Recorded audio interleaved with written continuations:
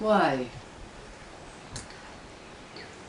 This question is like an angry wasp that buzzes around our head about many things.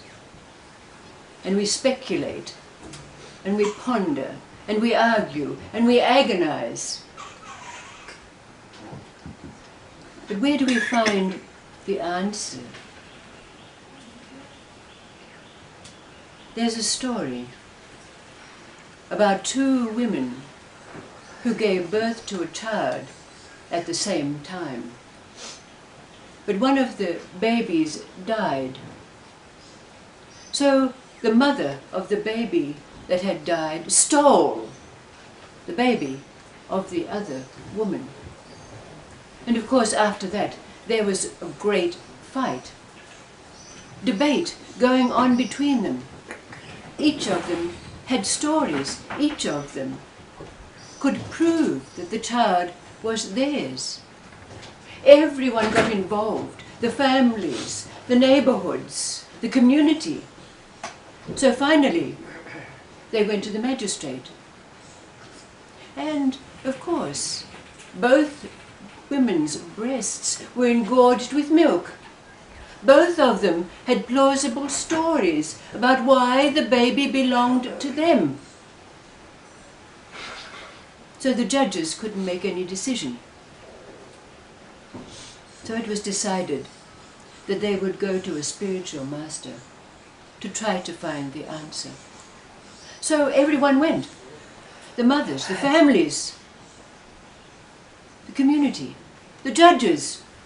They all went and gathered around the spiritual master. And the stories were presented to him. He said, "Oh, that's very simple. Bring me a knife. I'll cut the baby in half and give one half to that one and the other half to that one." One of the mothers cried, "No, no, no, no, no, no, don't, give the baby to her, give the baby to her." The spiritual master picked up the baby and took it to the woman who had spoken and said, "This is her child, this is the mother of this baby, it belongs to her." And everyone nodded, everyone agreed, everyone knew. There was no more debate, no more argument.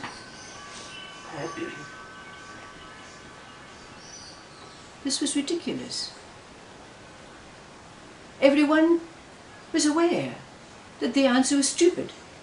Everyone knew that cutting a baby in half was not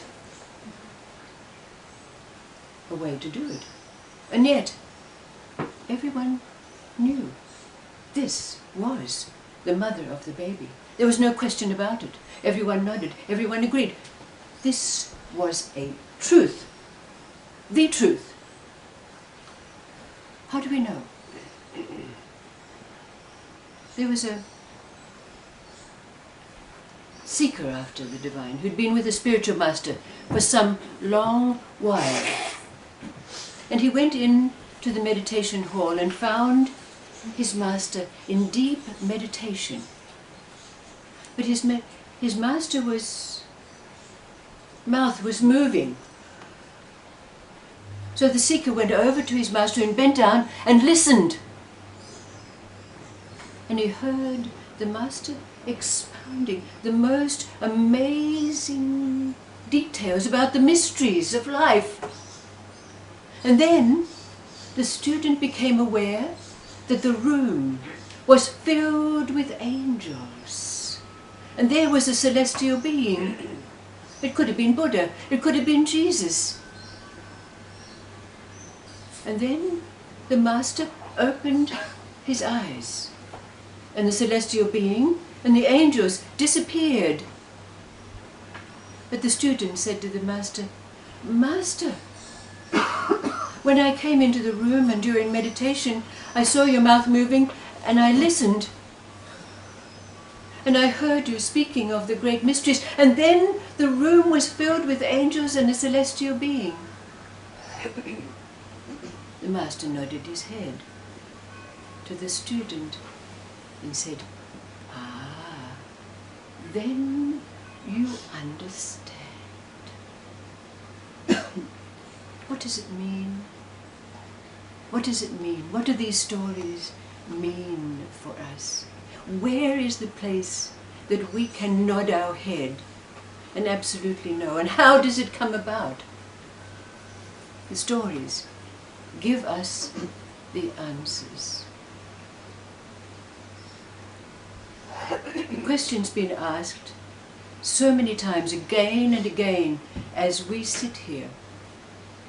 First of all, we've expounded stories about stillness and movement and all these other things, and the question is asked, what happens when stillness and movement meet? But really, what is being asked now is, and this has been asked, and will be asked again and again of you, what is your relationship with life now? What does life mean to you? And what is life's relationship with you? We have to answer these questions. But life and life's experiences, just like these stories indicate, are the means to bring us to that place where we too nod our head and know. And then we become instruments like the Master, who can give an answer like, oh, well, give me a knife, I'll cut the baby in half and give one half. Do you see? Isn't it?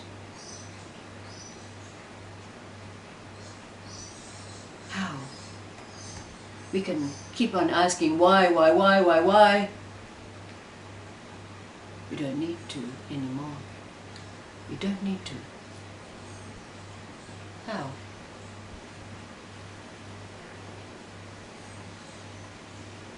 Come back next week and we'll talk some more about it. The never-ending story.